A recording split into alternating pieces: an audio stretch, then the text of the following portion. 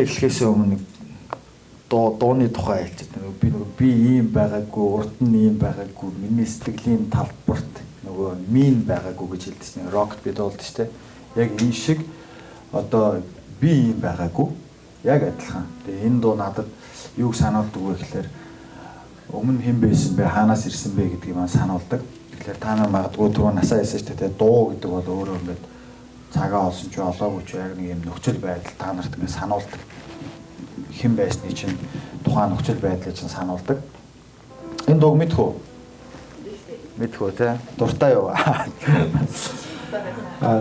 Сонсож байгаагүй те. Тэгээд энэ мин байгаагүй гэхээр одоо яг монголоор болохоор зүгээр шууд мин гэж бичсэн боловч англиар болохоор мин байгаагүй гэсэн. Тэгээд утга байгаагүй гэсэн утгатай.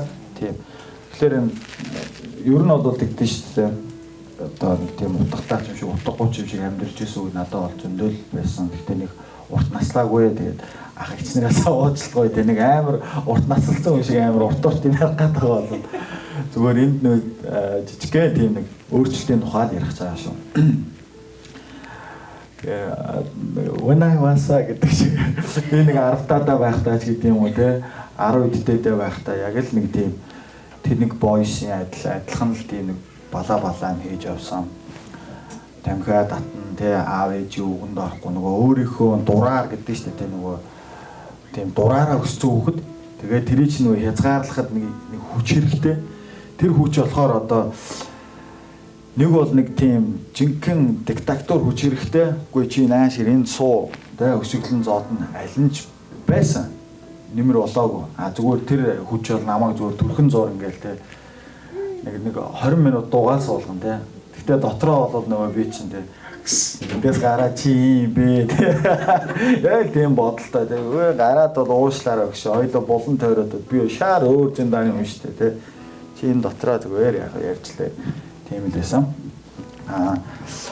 Тэрийг болохоор бид нэр тийм годамжны ил одоо тийм хүүхдүүд сая товчхон насаа хийсэн шилэн би өөрийнхөө амьдралыг харахад аав ээж маань бас архины хамааралтай би 6 хүүхдийн одоо 2 дахь нь 4 одоо хүүтэй 2 охинтой айлын хүүхд тэнд бол та төсөөлж байгаа хөөхтэй юу болдог байсныг аав ээжүүд нь яг ажилгүй өдөр тутмынхаа амьдралд ингээд дарагдаад хүүхдүүдтэй анхаарах тэдний одоо юу гэдгийг одоо энэ байгаа шиг миний хөө тэ чамд эн чин таалагдж гин үү энэ өнгө болохгүй байна аливаа аав нь очоо буцаагаад аливаа миний хүүхдэд энэ таалагдахгүй байна Spider-Man биш ээ наа чин Iron Man тийм сонголт байгаагүй зүгээр л наад уртгаа хий идэмтэй наа номоо унш чи зүгээр баг ингээд энэ гэрт ирсэндээ баярлалаа тийм цаг үе байсан тэгээд азар одоо цаг үе өөр болсон ерөөлтөө цаг үед байна те энэ ерөөлтөө цаг үед бид нэр бас арай өөр төвшөнд одоо сайн мэдээг ярих арай өөр одоо аргаар хуваалцах юм бас хэрэгцээ байна гэж би хувьдаа харж байна. Тэгээд яг тийм нөхцөл байдлаас бурхан одоо суулгаж аваад за энэ хүүхдэд одоо энэ залууд өөрийнхөө замыг өөрийнхөө энэ үгийг одоо өшөө улам илүү үр хүүхдүүдтэй цааш нь яаж заах эргэн тойрныхондоо энэ үгээр ингэж дамжуулж өөрчлөгдсөн өөрчлөлтийнхөө нөлөөллийг яаж үзүүлэх юм бэ гэдэг ийм аргачлалуудын тухай илүү одоо таниулсан болохоор энийгээ та бүхэн хуваалцъя. За энэний нэг жишээ нь юу вэ гэхээр за би төшиг ихтлгүүрийн үүдэнд тэр төшиг ихтлгүүрээс энэ чи Lancome Lacquers гэдэг гоо сайхны бүтээгдэхүүн мэддэг юм байна уу? Мэдхөө. Юу юм бэ? Сүрчгийн тухай ярих гэдэг байна. Гоо сайхан гэхэлэр мэдээж пүүдэр, сүрчиг бүх юм орж байна те энэ брэндүүдээс. За би дөнгөд яадаг байсан бэ гэхээр бас их залжин нөхөр байлаа л да. Lancome Lacquers-ийн тийм бүтээгдэхүүнүүдийг аваад хувилнаа тэгээ бас нэг хуучин тийм Lancome Lacquers-ийн одоо бол энэ баг брэндүүд байгаа юм уу мэдэхгүй байна би мартсан байна. Тэгээ тэдний ингээ хайрцгууд нь ингээд цэвэрхэн хэргэлдэг. Эмэгтэй хүмүүс ч өөрөө пүүдэр мүдрээ тухайд амар цэвэрхэн хэргэлдэг. Одоо яаж байгаа юм бүү мэд. Намайг ч гэсэн тэр нэр мөр нь арилдгууд ингээ уут мууданд хийцэн. Тэрийг их гоё авч явдаг. Их гоё чамин. Тэгээ тэрийг авангуудлаа яадаг вэ гэхээр ингээд доор нь гурил хийгээд хайрцгийг аваа гурил хийгээд тэгээ тэр чинь 21 22 гэдэг юм өнгө кодтой байхгүй. 22 гэхлээр 23 гэхлээр жоохон тийм браун арьстай хүмүүс хэргэлдэг. 21 гэхлээр тийм цагаан арьстай хүмүүс хэргэлдэг. Тэгээд тэрийг аваад ингээд доор нь гурил ингээд битүү ингээд дагтаршуул. Тэгж яагаад нөгөө дээр авсан ланком, ориг ланком ингээд баахан задлаад ингээд яг ингээд нөгөө хад юм татж байгаа нэг хуваарлцсан өө гэдэг. За энэ 1 2 3 4 ингээд 20 бухал болгоод тавьчин. За 20 ланком болооч нэг. Тэнгүүтээ тэрнийхээ дээгүүр ингээд зөөлхөн гоё ингээд бүрчиж байгаа байхгүй. Бүрээд нөгөө ланкомын анхны тэр юуг нь хуулгын авахлаар нэг юм товгор уут байдаг. Тэрийг буруу харуулж байгаа зохингууд зөв болоод ланком гэ буугаад ирдэг. Тэнгүүтээ дээр нь жоохон үнэртэй бас цацаад хайрцаг маяг угаасаа хүмүүс нэг хайрцгийн тоог гайждаг. Тэгээд тэр хайрцгуудын цуглуулж аваад нэг уутан төшиг ихлгөөр уутанд игээл энэ дээр ингээд зогсож байна гой заалаа. Нэг жоохон хөөхт эсвэл нэг ингээд тэгэл харж байгаа нэг гайгүй мөнгөтэй анаа гэж олж аваад эсвэл нэг гайгүй мөнгөтэй ахыг олж харж байгаа л гээс очоод ахаа энэ лангуунаа сайн авсан юм аа. Буруу сонголт хийчихээ. Одоо энэ буцаа гэсэн чинь буцаахгүй гэдэг байна. Та ингээд 50% нь авчаач. Энэ амар брэнд гэл. Брэнд дуртай одоо ч хүмүүс брэнд дуртай тий. Тэрийг ашигладаг. Гапыг ашиглаад нөгөөдөл нь шошго мошгын бичтэн тэгээд окей гээл мөнгөний нөгөө явчихдаг. За ингэж мөнгө олдог одоо амьдрах аргын маань нэг нь байлаа. Тэгээд дараагийн нэг арга нь болохоор бас одоо та нар наран туул, бөмбөр гэж захуудаар хүмүүс мэдгэл ах нөгөө алтан гинж, алтан бүгд, жоншгоо, мөнгө аяг гэл тий. Ийм юм бас зардаг байлаа. Бас л полиш буюу тий хиймэл мөнгө.